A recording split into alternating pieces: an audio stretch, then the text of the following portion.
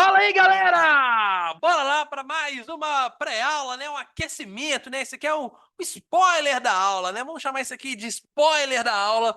E hoje é certamente a aula mais importante de todas, que é a aula, o assunto dela é regra de três. E para você saber trabalhar com regra de três, você tem que saber avaliar se as grandezas que estão envolvidas na regra de três se são diretamente ou inversamente proporcionais. Vocês já viram o que é isso? O que é ser diretamente, o que é ser inversamente proporcional? Mas e na prática? Se eu te mostrar duas grandezas, como é que eu vou saber se elas são diretamente proporcionais, se elas são inversamente proporcionais? Bom, isso que eu vou passar na pré-aula de hoje. Para você saber se as grandezas são diretamente ou inversamente proporcionais, o que você faz é um teste, tá? É literalmente um teste. Você vai ter que pôr o tic-tac para pensar aí, para você decidir. E eu vou te mostrar como que você vai fazer esse teste hoje. Repare que nesse teste que eu vou fazer, eu não vou colocar número nenhum. Eu não vou escrever número nenhum na aula de hoje. Esse teste, para a gente saber se as grandezas são diretamente ou inversamente proporcionais, são feitos só com as grandezas em si, com o nome das grandezas. Então, quando você montar a sua regra de três, eu sempre julgo importante colocar o título na tabela da regra de três, para você ver qual grandeza que você está comparando com qual. Tá certo? Fica uma dica aí para vocês. Separei três situações aqui, e a primeira é comparando pressão e volume. Pressão e volume. Imagina que você tem um gás que está... Você já deve ter feito isso, né? Colocou ar mesmo, vamos pensar em ar. Colocou ar mesmo dentro de uma seringa, você tampa ela e você fica mexendo aquele êmbolo. Bom, o que acontece ali na hora que eu estou movimentando esse êmbolo? Você concorda que eu estou mexendo ali no meu volume? E automaticamente, considerando que eu vou estar fazendo ali uma transformação que não muda a temperatura, eu vou estar variando junto à pressão. Então, vamos pensar, o que acontece se eu variar o meu volume com a pressão? Vamos ser mais específicos. Para eu descobrir se isso daqui vai ser diretamente ou inversamente proporcionais, você vai ter que pensar assim, ó. Se eu diminuir o volume, o que acontece com a pressão? Essa que é a pergunta. Repara que você não precisa se preocupar com os valores que eles vão assumir no problema que você for resolver, não. Eu estou comparando é o título, tá? São as duas grandezas. Então imagina só que você tenha lá uma seringa que vai estar nisso aqui, por exemplo, né? O êmbolo da seringa vai estar aqui em cima e você vai diminuir o volume, ou seja, você vai apertar esse êmbolo e você vai reduzir esse volume para cá, só para essa região aqui, por exemplo.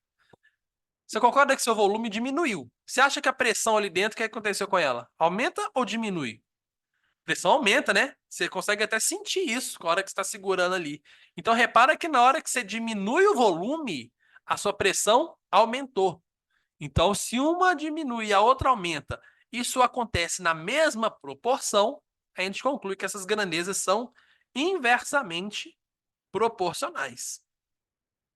Isso significa, tem como a gente fazer isso na conta, tá? Fazer uma continha para mostrar isso, mas eu não vou fazer isso aqui agora não, porque não é o objetivo.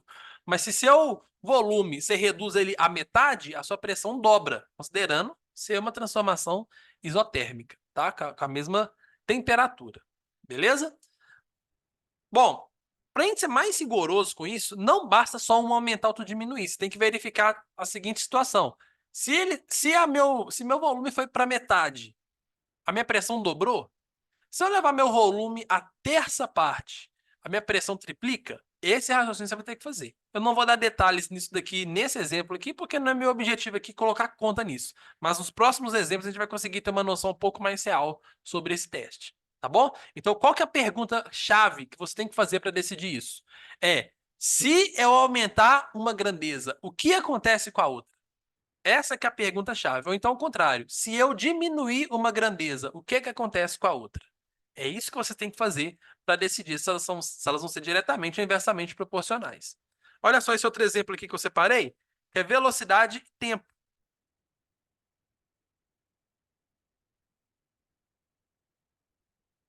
Vou fazer a pergunta da mesma forma que eu fiz aqui, tá? Imagina que você tem um carro lá que ele vai percorrer uma certa distância. Legal. Se eu aumentar a minha velocidade, o que acontece com o tempo que eu vou gastar para fazer esse trajeto? Se eu aumentar uma das grandezas, o que acontece com a outra? Se eu aumentar a velocidade, o que acontece com o tempo? Diminui, né? Então, se eu aumento minha velocidade, meu tempo diminui. Isso já é um indício que elas são inversamente proporcionais. Isso acontece na mesma proporção? Acho que é fácil pensar que sim, né? Se você for com o dobro da velocidade, você concorda que você vai gastar metade do tempo? Dobrei minha velocidade, meu tempo vai cair pela metade. Se eu triplicar minha velocidade, meu tempo vai cair a terça parte. Tá vendo que existe a proporção? Se você multiplica um por 2, o outro fica dividido por 2. Se você multiplica um por 3, o outro fica dividido por 3. Então aqui nós temos inversamente proporcionais.